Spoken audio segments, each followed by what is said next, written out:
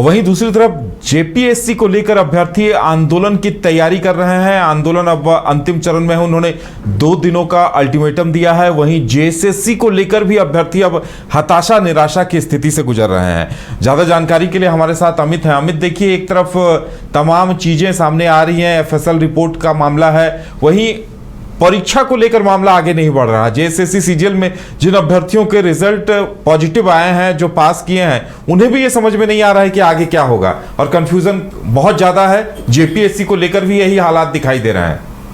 जी बिल्कुल, जिस प्रकार से जेपीएससी के अध्यक्ष नियुक्ति कई महीनों से नहीं हो रही थी, उसके बाद तो छात्रों को ऐसा लग रहा था कि अध्यक्ष की नियुक्ति होगी, उसके बाद तमाम जो एग्जाम्स हैं या फिर एग्जाम जो उन्होंने दिए हैं उसका रिजल्ट जो है पेंडिंग वो आ जाएगा। लेकिन अब जेपीएससी के अध्यक्ष की नियुक्ति हुए 1 महीने से ज़्यादा हो गए, लेकिन अभी तक तमाम अभ्यर्थी इंतजार में हैं कि रिजल्ट अब आएगा। साथ ही 14वीं जो जेपीएससी एग्ज़ाम्स हैं उसके लिए भी परेशान है, हताश है, निराश है। उनका कहना है कि अब कब हमारे साथ जो होगा इंसाफ होगा। यानी कोई साफ तौर पे कहना है कि पिछले कई साल से जिस प्रकार से हमारे साथ हो रहे हैं और तमाम एग्जाम्स हैं वो लेट हो रहे हैं, या फिर रिजल्ट की बात करें, पिछले 9 महीने से रिजल्ट जो है वो बाधित है। यानी कि अगस्त 22 जुलाई से पहले जब नीलिमा क्रिकेटा जो अध्यक्ष की थी जेपीएससी की, उसी वक्त में था कि रिजल्ट अब 1 से 2 दिन में आ जाएगा, रिजल्ट बन करके तैयार है। कई ऐसे एग्जाम्स हैं जिसके रिजल्ट अभी भी पेंडिंग है। यहाँ पे बात करें सीडीपीओ की बात करें, फॉरेस्ट रेंजर की बात करें, और तमाम ऐसे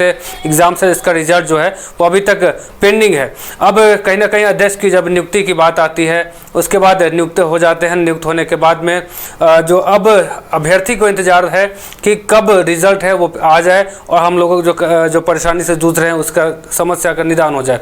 वहीं अगर जेएसएससी की बात करें तो जेएसएससी के तमाम अभ्यर्थी इस इंतजार में है कि कैलेंडर को लेकर के जो संशय बना हुआ है उस पर से पर्दा कब हटेगा। यानी कि जैसे ही हेमंत सोरेन दूसरी बार सरकार में आते हैं, सत्ता में आते हैं, तब उन्होंने कहा था कि जल्द से जल्द, यानी कि जनवरी से पहले हम लोग तमाम जो एग्ज़ाम्स हैं उसके कैलेंडर जो है जारी कर देंगे। जब बात करें जेएसएससी की या फिर जेपीएससी की या फिर तमाम जो प्रतियोगी परीक्षाएं हैं उसको लेकर के, तो कहीं ना कहीं छात्रों को और तमाम जो अभ्यर्थी हैं उनको एक उम्मीद थी हेमंत सोरेन से कि अब इस बार लगता है कि एक्शन मोड में हेमंत सोरेन है और जितने भी परेशानियां हैं उसका जो समस्या है उसका निदान अब इस पर कर देंगे।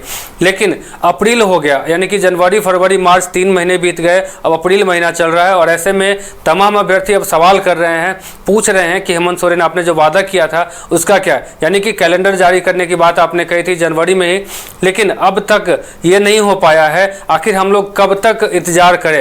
यानी कि उनका कहना है कि हम लोग गाँव से शहर आते हैं पढ़ने के लिए, दूसरे शहर जाते हैं पढ़ने के लिए, काफ़ी आर्थिक तंगी से भी गुजरते हैं। माँ बाप को ये उम्मीद रहती है कि बेटा बाहर जाके पढ़ाई करेगा और अच्छा रिजल्ट लेके आएगा और कुछ ना कुछ बन के लौटेगा।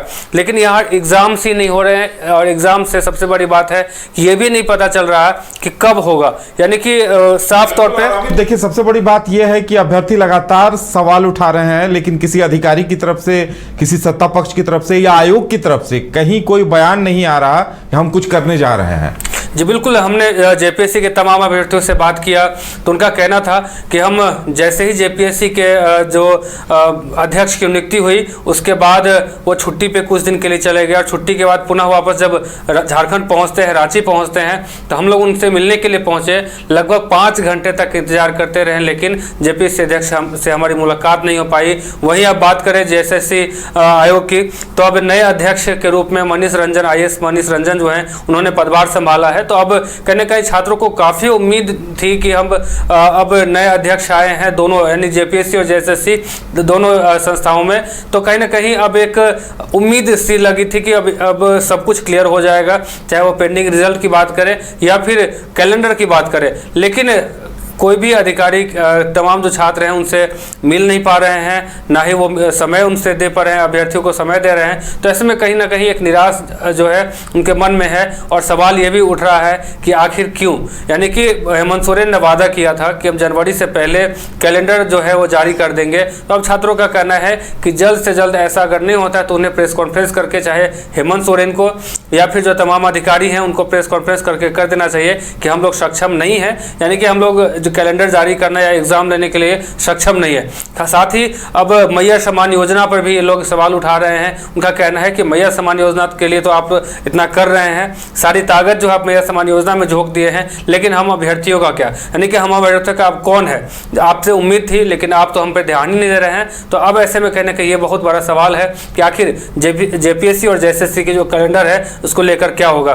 बता दें उदय कि अब 11 अप्रैल को अब तमाम जो जेपीएससी के अभ्यर्थी हैं वो आयोग का घेराव करेंगे और कहीं ना कहीं उनका कहना है कि अब आंदोलन को हम और उग्र करेंगे। यानी कि घेराव करने के बाद पुनः कह रहे हैं कि अगर रिजल्ट जल्द से जल्द जारी नहीं किया जाता है जेपीएससी के तमाम ये जो परीक्षाएं हैं उसका, तो उसके बाद हम लोग कहीं ना कहीं हड़ताल पे बैठेंगे और उसके बाद जो होगा देखा जाएगा। जी चलिए अमित, तो अब 11 अप्रैल एक दिन बाद ही देखने वाली बात यह होगी कि अभ्यर्थी क्या कुछ करते हैं, और उस पर सबसे बड़ी बात तो यह है कि जेपीएससी की तरफ से, आयोग की तरफ से कोई प्रतिक्रिया दी जाती है या नहीं, ये देखने वाली बात होगी। हमारे साथ जुड़ने के लिए और जानकारी देने के लिए आपका बहुत बहुत धन्यवाद।